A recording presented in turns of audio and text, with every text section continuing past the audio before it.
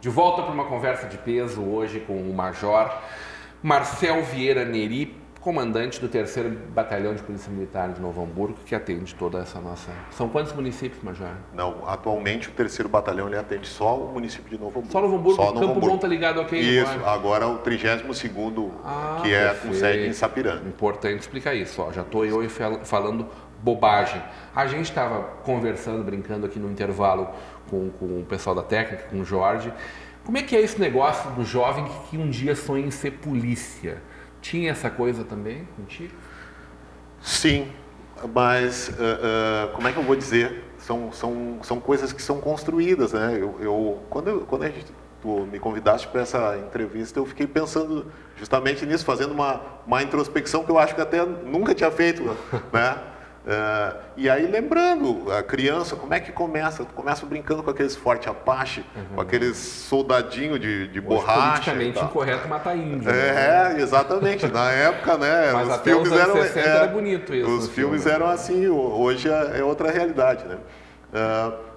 Aí depois tu começa a ver, né, o pessoal do exército correndo na rua. Pô, acho que deve ser legal e tal. E depois, aos 15 anos, já entrei num colégio, né? No colégio da Brigada.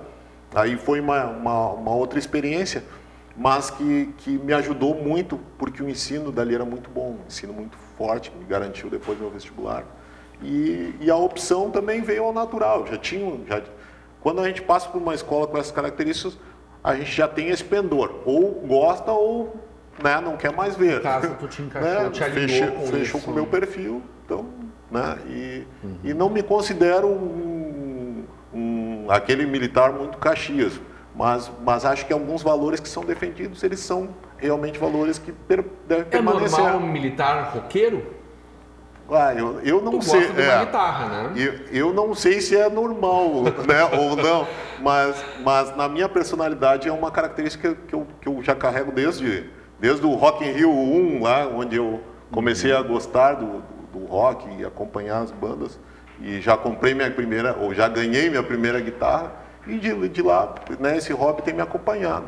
Isso aí é a necessidade também de ter uma fuga, extravasar esse sentimento contido do policiamento ostensivo, sobretudo, né? É uma válvula de escape, com certeza. Tu tem a guitarra e tu tem a pedalada também. A pedalada, esporte, exatamente, ciclismo, a academia, né? Também. É necessário. Eu acho que para se ter uma vida equilibrada, a gente tem que ter também atenção. Esvaziar a sua atenção, cultivar bons hábitos. E eu acho que a música é um bom hábito, é uma coisa que é infinita, que a gente vai estar sempre estudando. Eu estudo música até hoje, faço aula aqui em Novo Hamburgo até. E é uma coisa que a gente mantém a mente ocupada. Eu gosto muito de ler também, de leitura, né? Então, eu gosto muito de estudar, na verdade. Exatamente. Eu alterno meu tempo entre o lazer, leitura e música, né? O tempo que sobra do trabalho, né? Imagino que o Novo Hamburgo tem te dado muita dor de cabeça ultimamente, a ponto de te tirar um pouquinho dessas áreas de até lazer. na literalidade mesmo, dor de cabeça às vezes. Então, mas por quê? Porque a gente tem que pensar exatamente, tem que pensar soluções novas, né? Porque hoje se fala muito, por exemplo, né, da falta de efetivo. O encolhimento do Estado, ele é um fenômeno natural e que provavelmente ele não vai voltar a ser aquele Estado inchado que havia, né, nos anos 80, anos 90. Então nós precisamos, sim, achar soluções criativas, envolvendo a tecnologia da informação, envolvendo a questão do estudo mesmo, né, de rotas, de mapeamentos, de plotagem, né, em área. Então nós temos que otimizar o recurso que tem. E essas coisas, elas me instigam, eu fico estudando, verificando outras polícias, outros procedimentos, para tentar achar soluções que se adaptem. Mas a gente deve ter um ganho de efetivo, né? O senhor falou que é normal uma diminuição. Sim. Talvez a gente não volte à realidade dos anos 80 lá. Porque a população aumentou. Exatamente. Né? A população aumentou. Como está hoje, me parece que nós temos um dos menores efetivos da nossa história aqui. Ele é um dos menores. Por esse fenômeno, né, de que vem de fora e querem logo voltar para casa, porque aqui é caro ser mantido. Apesar de que existem alguns programas que aproximam, que dão subsídios, né? Que a prefeitura ajuda, que o poder público põe além do que normalmente está dado. Na verdade, a legislação ela nos obriga a permanecer o mínimo 2 anos no local. Né? Além disso, o governo atual ele editou um decreto que em algumas cidades, né, não haveria movimentação. Novo Hamburgo é uma delas. Então, até me chamou a atenção. Eu tinha a impressão que os números seriam maiores, mas não foram. De aposentadoria, nós tivemos, do início do ano até agora, apenas 8 aposentadorias, se não me engano. Foi um número pequeno, exato. Foi um número pequeno. Na verdade, o número alto de aposentadoria foi no final do ano passado. Então não foi. Quantas pessoas estão hoje trabalhando no batalhão? Em torno de 250. Mas aí junto com os funcionários administrativos. Sim. Quantas pessoas fazem hoje policiamento ostensivo, Major? Eu vou arredondar, em torno de 200. Isso neste momento ou no momento anterior à crise? Não, nesse momento. Isso já contando as pessoas que estão no momento que vieram de Canoas, que estão ajudando? Não. Esse é o efetivo de Novo Hamburgo. Esse é o pessoal de Novo Hamburgo. Perfeito. O pessoal que vem em reforço, o apoio, ele vem, presta o seu serviço e vai embora. Entendo. Né? Então, esse é flutuante. Às vezes vem 100, né? Tem vindo 100 brigadianos para trabalhar 12 horas, às vezes vem 50, depende, né? Depende do tipo de operação que se faz. Quanto tempo vai durar essa operação nesse momento? Não se tem ideia. Provavelmente permaneça até o final do ano. Não se tem ideia. A gente já sabe que vai ter uma operação verão diferente esse ano. Ela não vai ser tão forte exatamente pela questão das cidades estarem... Isso, e também por questão de economia também. Por causa das horas extras, nós estamos falando. Exato. Então, não tem liberação de hora extra ainda? Não, nós temos uma cota, inclusive esse mês a nossa cota teve um reforço, ela praticamente dobrou. Né? Existe uma cota, mas uma cota muito aquém do que vinha sendo praticado nos exercícios anteriores. Né? Que não é suficiente, então, para o mínimo. Hoje nós conseguimos minimamente nos programar, né? Nos planejar. Hoje eu tenho 3 meses de batalhão, então a realidade que eu conheço é esta. Né? E hoje, com o que nós recebemos de cota, nós conseguimos fazer operações, porque nós estamos intensificando operações de barreira, que nós chamamos de operações de inquietação também, que são abordagens, né, a grupos e tal, para atacar, então, ação de bondes, né, ação de furto e roubo de veículos através de barreiras, então, no trânsito, e a gente tem intensificado isso. Nós temos feito...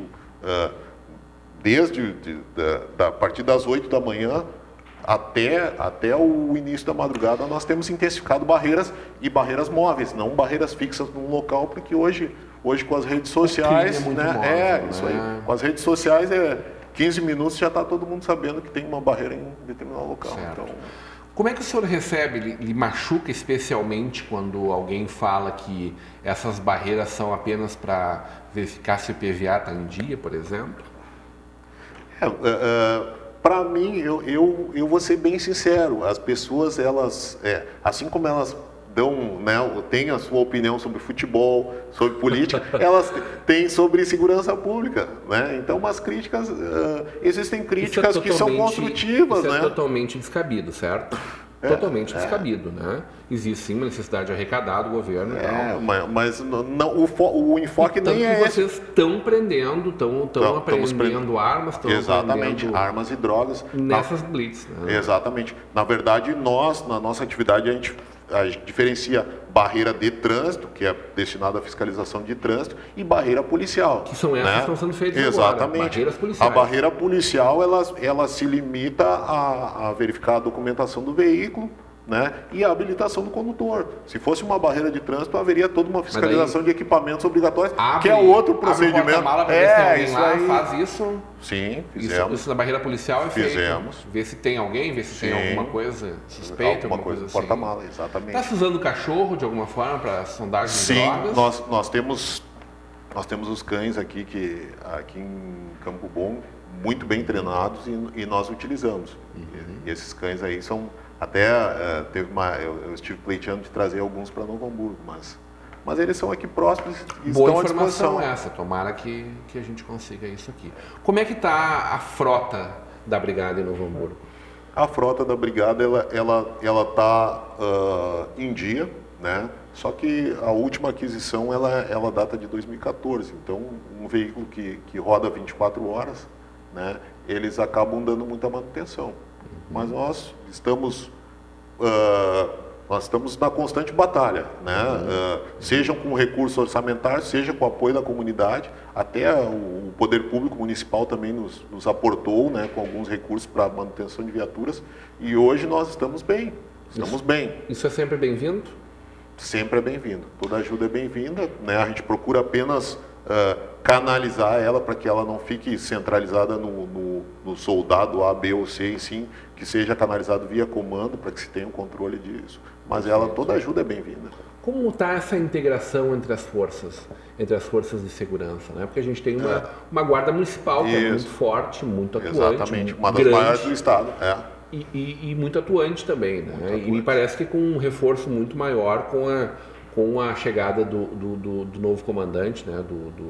do Marcão, fazendo um trabalho ainda mais destacado de inteligência e de propositivo. Vocês estão conseguindo trabalhar bem juntos? Sim, sim, a gente tem uma boa convivência, a gente tem uma boa troca. Lá atrás foi um problema, né? Até que todo mundo se enxergasse. Na verdade, é o que eu estava te falando no início da entrevista. A sociedade vai mudando, né? As necessidades vão mudando, a forma de atuação ela tem que ir se adaptando. Então, uma das maneiras de nós compensar esse enxugamento, né, do Estado é justamente nós juntando as forças todas, né?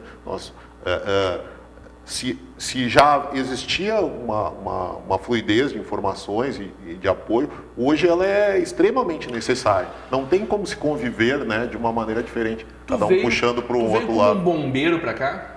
Porque tu é uma pessoa que de pronto já se colocou muito aberto à comunidade, né?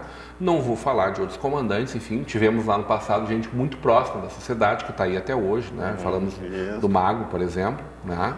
Pessoas que viveram a sociedade de Novo Hamburgo. E tu disse, não, eu vim para conversar com os movimentos sociais, eu vim para conversar com a comunidade, eu vim conversar com o poder público local, e eu vim aqui para falar com a imprensa e para dizer, olha, estamos trabalhando. Isso é característica de um bombeiro, né? Isso é uma característica tua? Eu acho que é uma característica mais pessoal. Quando eu fui convidado para vir para cá, eu não vim para ser um salvador, né? Não vim para ser um bombeiro, e sim vim para fazer uma transição, né? Porque o comandante daqui havia se aposentado e eles estavam procurando um nome para vir para cá, para a região, mas um nome que pudesse fazer frente aos desafios, né? Que tu bem citaste aí. Então, eu me senti lisonjeado de que as pessoas que me convidaram viram em mim essas características.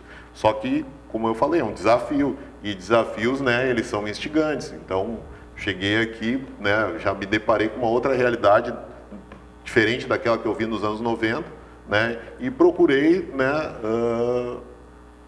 intervir, né, colocar o meu tempero, né?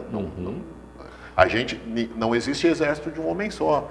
É como eu falei, eu cheguei aqui e encontrei um terreno, né, bom para ser semeado, uma tropa disciplinada, né, condições de trabalho que nos permite, mas com certeza a gente tem que meter a mão no arado, né? E eu tenho tentado fazer isso. Vamos começar a colher mesmo ali na frente, é isso? Esperamos. Eu já vejo algumas coisas acontecendo. Né? Comemoro alguns resultados. Comemoro. Hoje mesmo ontem nós tivemos uma reunião com com a diretoria da Oi, né, e com o secretário de comunicações, porque existe um problema no 190 que é um problema que envolve questões de antenas, né, e de operadoras, então um problema grande. E hoje nós já tivemos visita técnica. Que é a reclamação que as pessoas ligam no celular que é uma e caem em Porto Alegre. Exatamente, que é uma das reclamações. É uma questão técnica, exatamente. Não é uma vontade da brigada aqui. Uma questão bem complexa.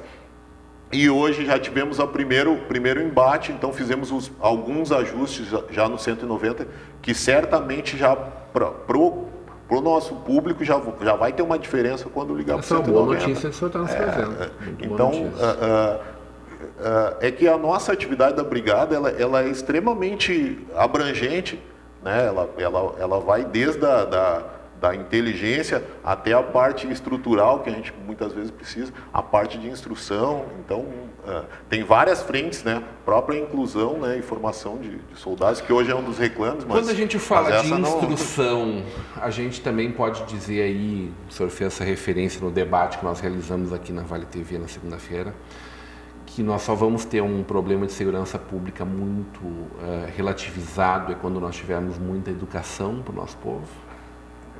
O senhor falou isso naquele momento, me chamou especial atenção. Vamos combater o crime, mas o país só vai ser mais justo realmente quando nós tivermos educação? Exatamente. A Brigada ela tem um projeto, né, o ProERD, né, onde nós trabalhamos... Lindo programa. Exatamente. Porque o futuro do Brasil ele está nas escolas, né? Onde a pessoa recebe os seus valores é na família e na escola. Então, quando a gente consegue introjetar valores que são perenes e que são bons, né, no jovem, aquele jovem não vai causar problema. Então, hoje, o que nós vemos? Os bondes, eles são formados muitas vezes por jovem de classe média, não é um jovem que passou necessidade, é o jovem que ele tem aquela perversidade de querer delinquir. É um absurdo. Né? Como a Andréia destacou, né? Inclusive, que muita gente está no crime porque quer estar no crime. Exatamente. Triste isso. Então, é educação. Grande prazer conversar com o senhor. Da mesma forma. Nossa Vale TV está sempre aberta à sua disposição. Sempre quiser comunicar com a nossa comunidade, por favor, use esse espaço que ele está à sua disposição.